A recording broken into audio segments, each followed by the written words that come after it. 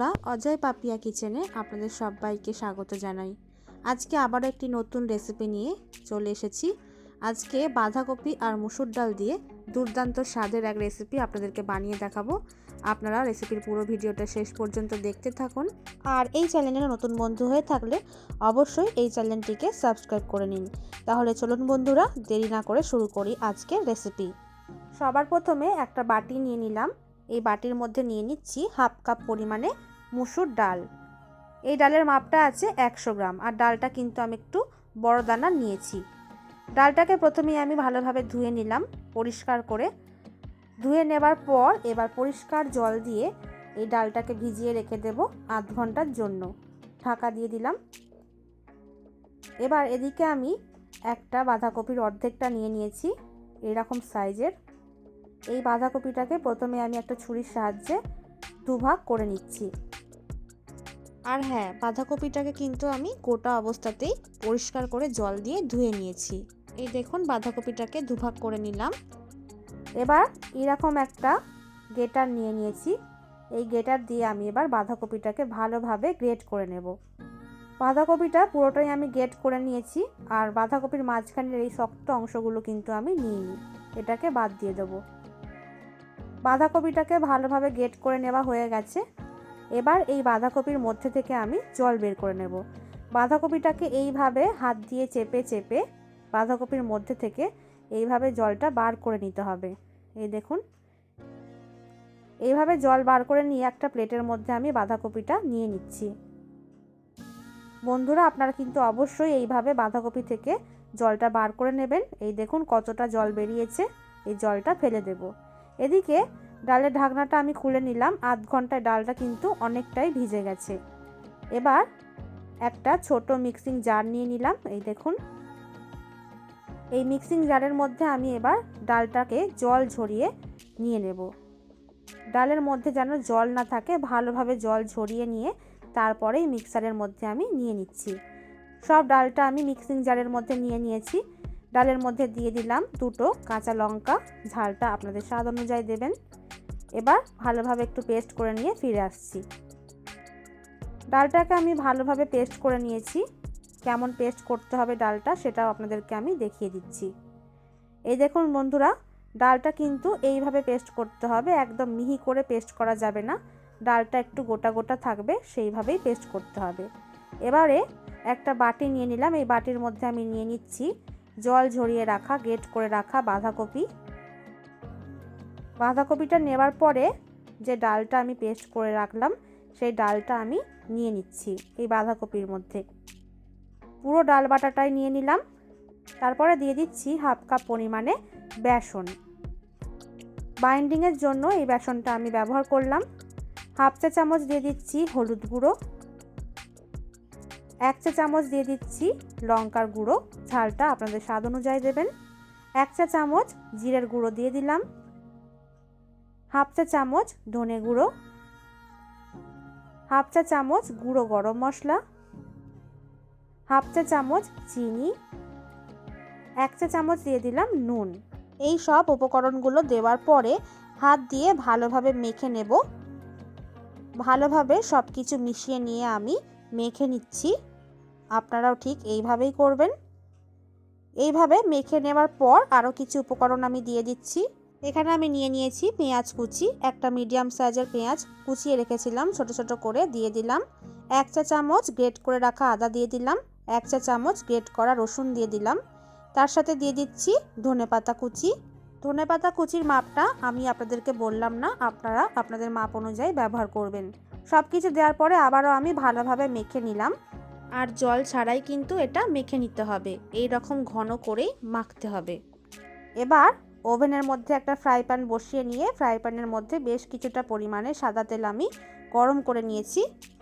তেলটা কিন্তু ভালোভাবে গরম হয়ে গেছে। এবারে আমি বাঁধাকপির যে মিশ্রণটা তৈরি করে রেখেছিলাম এইভাবে বড়ার আকারে তেলের মধ্যে দিয়ে দিচ্ছি। এইভাবে দিয়ে দিলাম।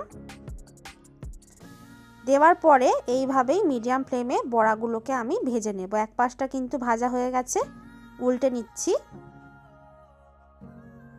উল্টে পাল্টে ভালোভাবে এই বাঁধাকপির বড়াগুলোকে ভেজে নিতে হবে। তো বন্ধুরা দেখুন, উল্টে পাল্টে লাল লাল করে আমি বাঁধাকপির বড়াগুলোকে ভেজে নিয়েছি।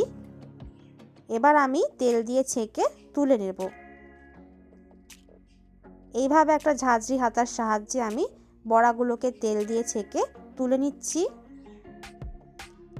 একটা প্লেটের মধ্যে আমি এই বড়াগুলোকে তুলে রেখে দিলাম।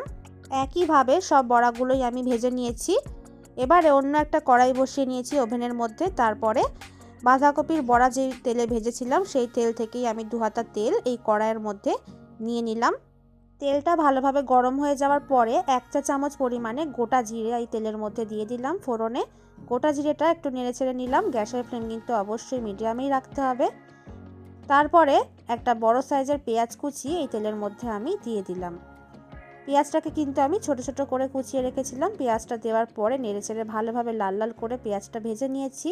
এরপরে দিয়ে দিলাম টমেটো কুচি, একটা মিডিয়াম সাইজের টমেটো ছোট ছোট করে কুচিয়ে রেখেছিলাম দিয়ে দিলাম। 4 থেকে 5টা কাঁচা লঙ্কা কুচিয়ে রেখেছিলাম সেটাও দিয়ে দিলাম। 1 চা চামচ দিয়ে দিলাম আদা বাটা, 1 চা চামচ রসুন বাটা। এই সব কিছু দিয়ে ভালোভাবে একটু নেড়েচেড়ে নেব যতক্ষণ না এর মধ্যে থেকে কাঁচা গন্ধটা চলে যাচ্ছে। ভালোভাবে নেড়েচেড়ে নিয়ে একটু ভাজা ভাজা করে নিয়েছি আর কাঁচা গন্ধটাও কিন্তু এর মধ্যে দিয়ে এবার চলে গেছে।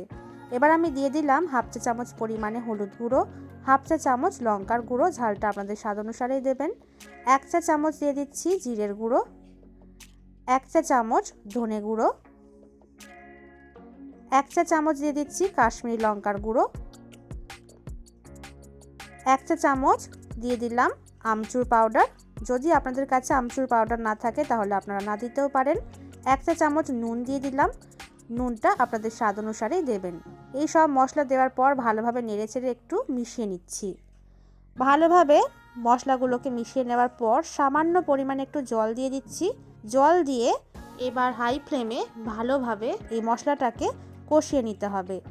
মশলাটাকে আমি হাই ফ্লেমে ভালোভাবে কষিয়ে নিয়েছি আর মশলাটা দিয়ে তেলও ছাড়তে শুরু করে দিয়েছে, আপনারা দেখতেই পাচ্ছেন। এবার আমি পরিমাণ মতো জল দিয়ে দিলাম। যতটা গ্রেভি আপনারা এই তরকারিটার মধ্যে রাখতে চান ততটাই জল দেবেন। জল দেওয়ার পরে এইভাবে নেড়ে চেড়ে নিয়ে হাই ফ্লেমে ঝোলটাকে একটু ফুটিয়ে নেব। ঝোলটা যখন এইভাবে ফুটতে শুরু করবে তখন আমি ভেজে রাখা বাঁধাকপির বড়াগুলো এই ঝোলের মধ্যে দিয়ে দিচ্ছি। বড়াগুলো ঝোলের মধ্যে দেওয়ার পরে গ্যাসের ফ্লেম মিডিয়াম ফ্লেমে করে দিতে হবে। তারপরে এইভাবে একটু নেড়ে চেড়ে বড়াগুলোকে ঝোলের মধ্যে ডুবিয়ে দিতে হবে। এইভাবে নেড়ে চেড়ে নেবার পর গ্যাসের ফ্লেম মিডিয়ামে রেখে ঢাকা দিয়ে এই বড়াগুলোকে রান্না করে নেব 5 মিনিটের জন্য।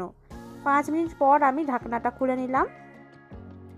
এই দেখুন বন্ধুরা কত সুন্দরভাবে বড়াগুলো একটু ফুলেও গেছে, ফুলে গিয়ে একটু বড় হয়ে গেছে, আপনারা দেখতেই পাচ্ছেন। বড়াগুলো এইভাবে একটু উল্টে নিচ্ছি।